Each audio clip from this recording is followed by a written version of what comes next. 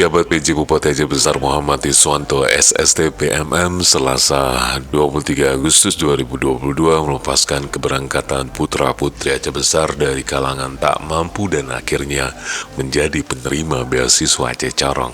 Penerima beasiswa Aceh Carong itu memperoleh beasiswa D3 program Aceh Carong untuk keluarga miskin dan korban konflik tahun 2022 di Aula Dekranas, Gampung Gani, Kecamatan Ingin Jaya. Kabak Keistimewaan dan Kesra Setdaka Aceh Besar Zaini SHMH melaporkan jumlah mahasiswa asal Aceh Besar yang lulus program D3 Aceh Carong sebanyak 10 orang. PJ Bupati Aceh Besar Muhammad Iswanto mengharapkan agar mahasiswa itu belajar secara tekun serta sungguh-sungguh, jaga nama baik daerah dan terus mengabdi untuk Provinsi Aceh, khususnya Aceh Besar, pesan Muhammad Iswanto. Beasiswa tersebut jelasnya menggunakan uang daerah. Untuk itu selalu belajar dengan tekad yang kuat agar sukses dalam menempuh pendidikan serta kelak mengabdi untuk kemajuan daerah.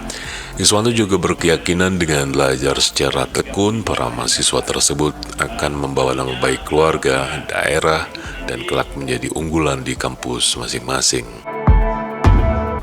Nama saya Putri Amara Ashifa, perwakilan beasiswa Aceh Carong 2022. Di sini saya berserta teman-teman mengucapkan terima kasih yang sebanyak-banyaknya kepada pemerintah Aceh, kepada pemerintah Aceh Besar, dan khususnya kepada Bapak PJ Bupati Kabupaten Aceh Besar yaitu Pak Iswanto. Terima kasih sekali lagi saya ucapkan dan semoga beasiswa ini bermanfaat bagi kami, bagi Aceh, khususnya bagi Aceh Besar. Terima kasih. Wassalamualaikum warahmatullahi wabarakatuh.